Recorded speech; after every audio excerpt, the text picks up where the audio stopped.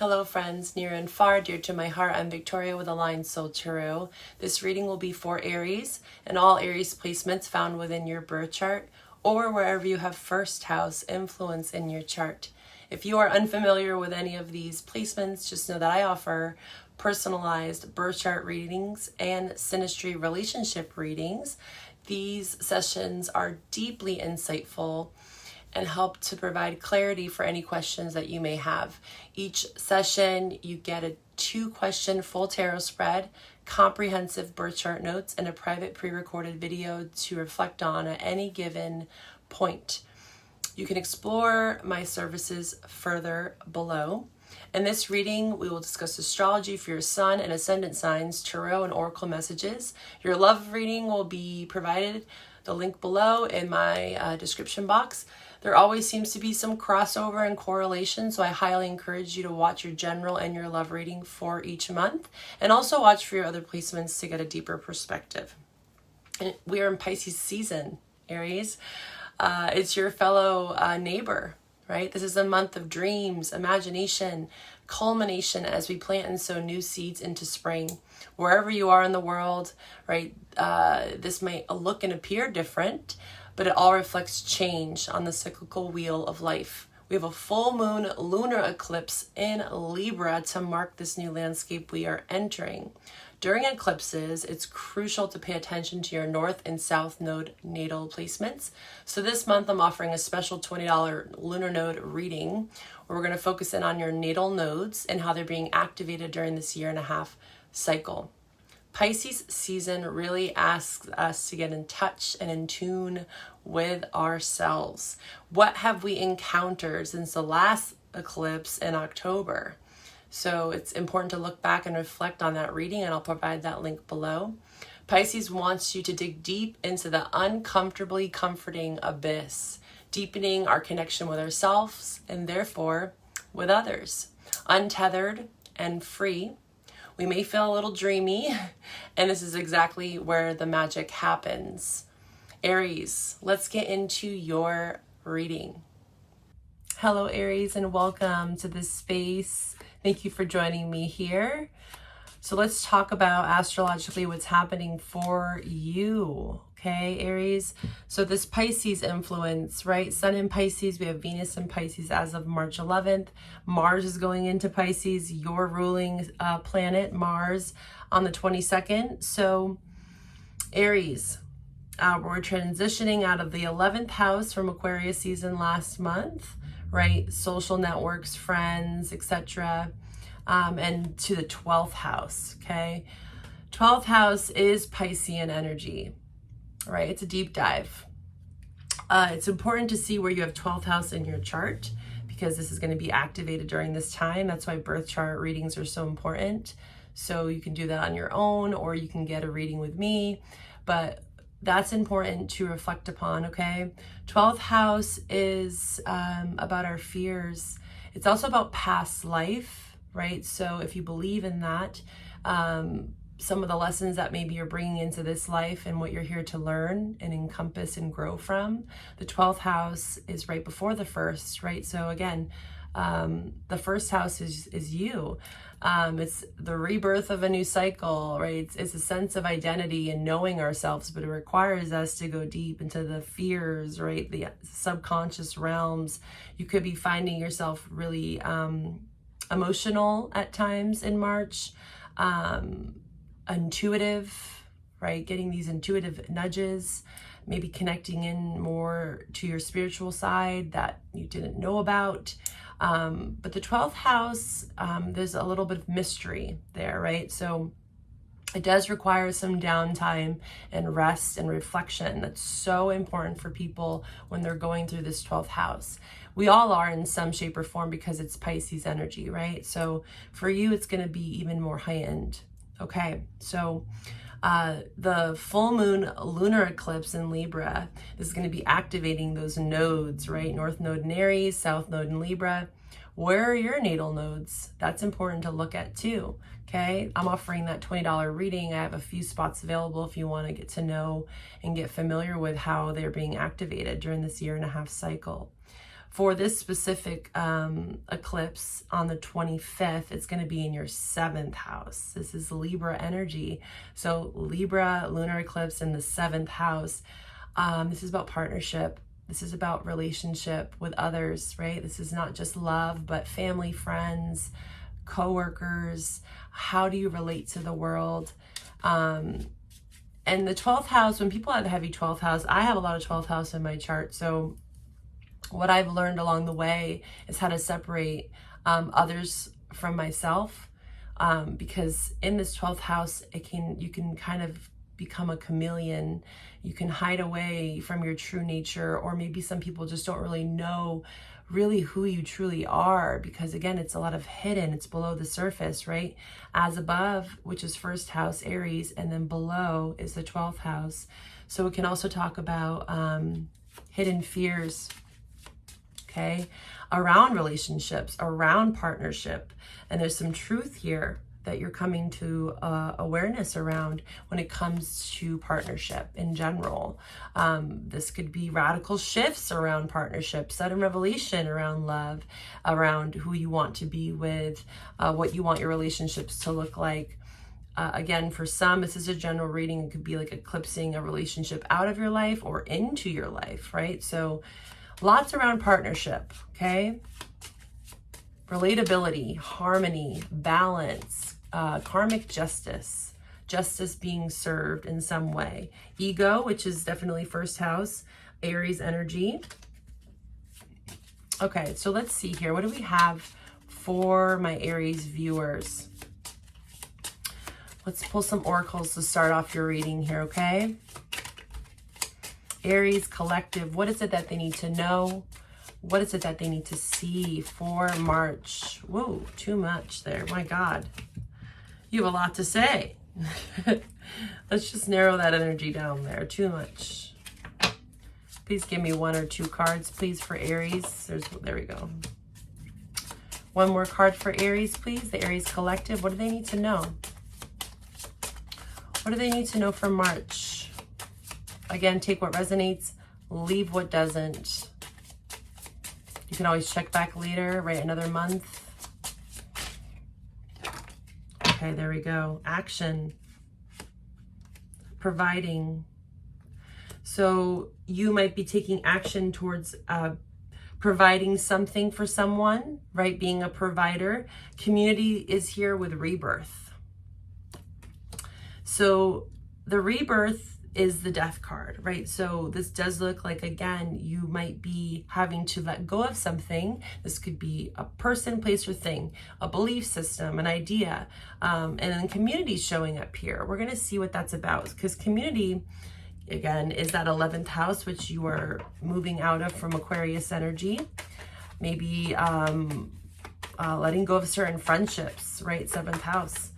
Letting go of certain people that are just not for you, right? Rebirth, community, finding new people to relate with, finding new relationships that are going to be beneficial for you to provide growth, rebirth. What's this community card about? Yeah, death. Look at it showing up again. I feel like there's an avoidance here with the death in reverse. You could be dealing with a Scorpio, okay, specifically. 2 of Cups in reverse. Yeah, you judgment. You're having to make some sort of call around a relationship, right? This could be letting go of someone from the past. Again, death of an idea, embracing some sort of new friend group, embracing a new relationship. But there is an avoidance here with it being in reverse. It also could talk about looking at your past, right? 12th house, reflecting on old relationships, past selves, past versions of yourself, and learning how to embrace new, right? Not clinging on to old ideas around love, right? We don't want to bring the old into the new. We want to try to evolve, learn those lessons, apply them, of course, with caution, but there's something about letting go of something. What is it that Aries is having to let go of? Please show me more about this. You could have to be letting go of a Virgo, Taurus, Capricorn. The Queen of Pentacles is someone that is very nurturing, is the provider. It could be the wife, right? It could be masculine or feminine though, right? And then I see Queen of Swords, Empress. So 2 different people here, right? We have a Queen of Pentacles, a Queen of Swords. Queen of Swords is Gemini, Libra, Aquarius. And then we have Taurus energy here. So you're looking at this Queen of Swords potentially as an Empress, or again, what is this? Let's look more into this.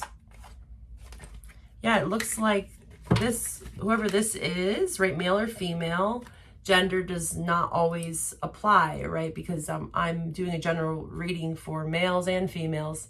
So it looks like this person here, whoever this is to you, there's someone around you where you see growth, expansion. This is the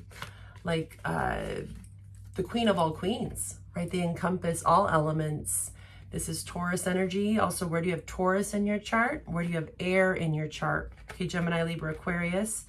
But there's something around like some sort of happiness here. 9 of Cups is wish fulfillment. So someone's bringing a lot of joy and abundance, but it's like you having to make a choice here. 2 of Pentacles in reverse, 2 of Wands. Wishing and hoping and desiring for something here. Okay. Let's pull from a different deck here. Let's get a little more clarity for you. We're going to look into the astrology deck to see maybe what energies are surrounding you, right? Certain people that you might be dealing with, or what is the energy that you need to encompass, right? Because, yeah, you might be in Aries, but maybe you're having to take on another sign, right? So let's see what we have for you, Aries. What does Aries have to learn from this deck, right? What signs are they encompassing, or what is surrounding them for the month of March? People that are surrounding them, energies that are surrounding them. What do they need to focus in on, Aries? Aries, what do they need to focus in on? Please show me. Pluto. Ooh, there's that death again. Heavy Scorpio energy. So last month, I would highly encourage you, if you're new to my channel, to watch February's reading for your sign, okay? Because that's when Pluto exited Capricorn. Pluto doesn't move very often, okay? It's like 20 every, like, roughly 15 to 30 years, usually 20 to 30 on estimate. It's a slow moving planet. It's the farthest away, right? So it's slow. So when it changes sign, this is generational, right? This is big. It impacts us all on a collective level. It's kind of like awakening the beast, right? Because it's been in a sign for so long, it gets really comfortable there. So there's that transition period in February when it moved into Aquarius, where we are starting to embrace community. Aquarius is more of the collective. When you think of astrology, the first house, which is your house to the 12th, Pisces. Ooh, I almost dropped that. It's about evolution from self to the collective, right? From seeing from I am statements to like we are one. Everything is one. We're all connected. This interconnectedness that's found in the 12th house, the void, the abyss, you know, making sense of who we are, our identity, right? So Pluto is also how we handle crisis, right? It's also death, taxes, ego death, death of ego, death of a community, right? Embracing some sort of new community is what I'm getting here. Mars is showing up too in air. So Mars is your ruling sign, so definitely Aries. And then air is showing up too. Gemini, Libra, Aquarius, Sagittarius as well. Okay, so where do you have those placements in your chart? If you don't know what any of those are, again, just know I offer readings. Let's pull here from the wild unknown archetypes. Let's see what archetypes are playing out for you, Aries. The Aries collective. Aries. The Venom. Give me one more for Aries, please. One more for Aries for March. Please show me the truth for Aries. The One.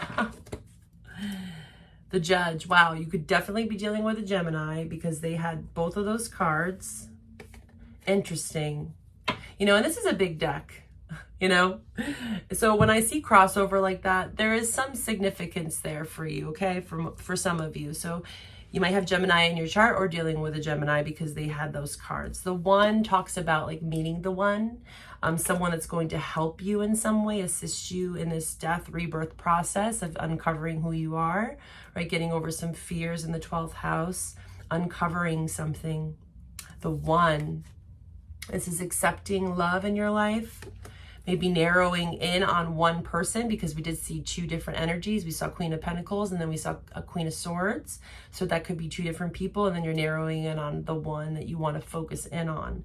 Okay, the Venom card. Let's look into the book here. I'm just grabbing the book for the Wild Unknown. Venom, the Venom. You could really like snakes. Venom, 1 second. Venom, 1919. That's the 11th house. I'm getting 11th house was last month. Again, community, like there could be something toxic around a friend group I'm getting, because Venom, when you think of Venom, it's like toxic energy, right? 191. Let's see here. Okay, 191. Much to our dismay, the venom is always lurking in the shadows in one form or another. Its toxic presence may be found in our relationships, thoughts, speech, or environment. Thankfully, the cycle of purification and detoxification comes so naturally that is built into our every exhale. We breathe out carbon dioxide, and the plants return it to us as oxygen. Archetypal venom is rarely remedied as easily. However, it can come in potent forms and quantities that are deeply damaging to us and to the world. When the venom card appears, there's a harmful substance in our psychic realm that must be identified. So again, 12th house, psychic, subconscious, like below the surface, you tuck it away, right? Perhaps your words have a sting about poison to them. Perhaps a relationship is slowly draining your reserves. Acknowledgement is the first step. Change is the second. The remedy will reveal itself in time, and with it, forgiveness. So this is self-realization through suffering, okay? And there's an unwillingness to find or forgive or have solutions, right? This could be being really aggressive, right? Again, words being really sharp. So be careful of your tongue. Be willing to open, be willing to uncover this death process, okay? Be willing to emerge from something that might be toxic. And that does take forgiveness to self and others, right? Accountability, forgiveness, acceptance, etc. And this is a process. When we strike others, it is likely we have ourselves been struck. Break the cycles. So it's like maybe your way of dealing with a situation is about like being spiteful or resentful in a way. Let's look more into this, okay? Let's see here. I'm going to pull from the Light Seers deck. Can we uncover more truths around this venom? What is it that Aries needs to know? What's going to help them move through this death process? This venom energy. What does Aries need to know? What does Aries need to know? What does Aries need to see? Please show me. Aries. Aries, please show me more. 2 more cards for Aries. Yeah, there's the devil. Temperance, temper. You know, when I think of temperance, there is a bit about tempering oneself, being patient, you know, not just shooting that venom off, you know, or this could be someone else. It's like tempering yourself, cooperation, balance, time, temperance. Sag is showing up really strongly. You could have a Sag friend or a partner that's helping you. Again, where's Sag in your chart? Also really beneficial here. But temperance is here to balance the scales out. So this lunar eclipse in your 7th house, it's balancing the scales here, okay? So we have the King of Pentacles in reverse, Taurus, Virgo, Capricorn with the 10 of Wands. It looks like there is some sort of financial burden here. Pentacle energy, King of Pentacles is the provider. This can be the father. I look at the King of Pentacles as a married partner, but it's in reverse here. So this could talk about dropping some sort of commitment, marriage for some, right? This is a general reading, but the 10 of Wands is like releasing some sort of obligation or duties, right? This person has to go on this journey here and they're taking what they need. But sometimes with the 10 of Wands, we're holding on to too much. So it looks like you have to let go of something, right? Some fears, especially 9 of Swords, Devil. This is like depression, restless nights, insomnia, our fears. The 12th house is definitely going to be beating you up a little bit, but just know that it's necessary because the devil's here. So something is toxic. You could have Capricorn in your chart or dealing with a Capricorn, you know, and this is like temptation as well. And you have to temper yourself from temptation, maybe like substance as well with the temperance, like substance abuse could be for some. Tempering that because worry, fear, anxiety comes up and it's like the devil's there, you know, the devil's advocate, especially amongst your community. Like who in your community do you know is toxic and like leading you down a bad path? And you're like, you know what? I cannot. The star is here though. So there's healing, Aquarius energy. This is hope, optimism, right? Again, connecting with yourself. Rest, rejuvenation, downtime is so significant for March because there's definitely a lot of shadow that's coming up for you, okay? It's a decision and a choice to heal. It is. You're being called to that because the one is here. So there's someone that's wanting to help you. Maybe they are a mirror. Maybe they're reflecting something about you and vice versa. But there's someone with the one, right? Again, it could be a Gemini, but let's look from another deck here. Let's pull from the Wisdom of the Oracle. Actually, no, I want to pull from the Empathic Oracle for you. Aries, what do we have for the Aries collective? What's some advice to offer some assistance? Also with the King of Pentacles, you could have Taurus, Virgo, Capricorn in your chart. Where do you have those placements?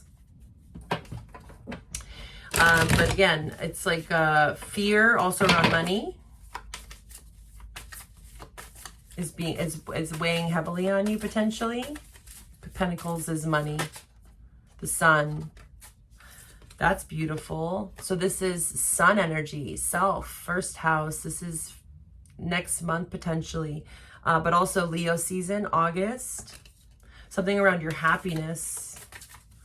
What is this Sun card about? I actually want to clarify it for you. What is this Sun about for Aries? Page of Pentacles, King of Pentacles. Okay, so if you have felt down and out about work, just know that there is something growing and expanding here. Wow, beautiful. Temperance again. Empress showing up here again. Taurus. Someone that you see as the Empress, but again, it could just be you growing. There's some sort of growth, material growth here. Look at King of Pentacles is now upright with 8 of Pentacles. This is work, focus, determination, okay? It's Page of Pentacles. It could be a new job that's requiring a lot of focus, but there's growth here. There's balance. And this is the King of Pentacles upright. So again, if you have been in fear or worry about money, just know that something's looking very positive here. The Sun. This is the most positive card that you could get. Okay? Especially with the Empress and the King of Pentacles. This is a beautiful pair. There's something growing, expanding. There could be someone, again, the one that you feel like there's a lot of growth. But it does require being realistic, right? Settling into something, right? Focusing in on something, focus on your goals, detail, perseverance. And the Empress has very high standards, you know, so 8 of Pentacles is also about like high standards, quality of work, etc. The quality you put in is the quality you get out of it, right? But something about being reliable, steady. Reliable and steady, consistency. Okay. Let's pull here. We're going to pull to see what we're going to talk about in your love reading, okay? If you want to follow me over there, you can find the link below for the love reading. But if this is where we part, I'll see you next month. But let's pull from the Love Oracle to see what we're going to focus in on in that reading. And also other energies may appear as well. What do we have for Aries? Aries. Oh, date and abundance. Abundance is that Empress energy. So there's someone that is going to be bringing in abundance, dating someone new, getting out there, dating. So you could be dating someone and that is bringing a lot of abundance, or there's this potential, right? The Empress is about potential, growth, abundance, manifesting exactly what you want, gratitude, being grateful for those people in your life that provide abundance. So let's look into that. This is really beautiful, Aries. I know that it started off with a little sting there, the venom, but just know that there is like this rebirth process, and that's not always easy. It requires action and accountability, right? So if this is where we part, I'll see you next month. Bye for now.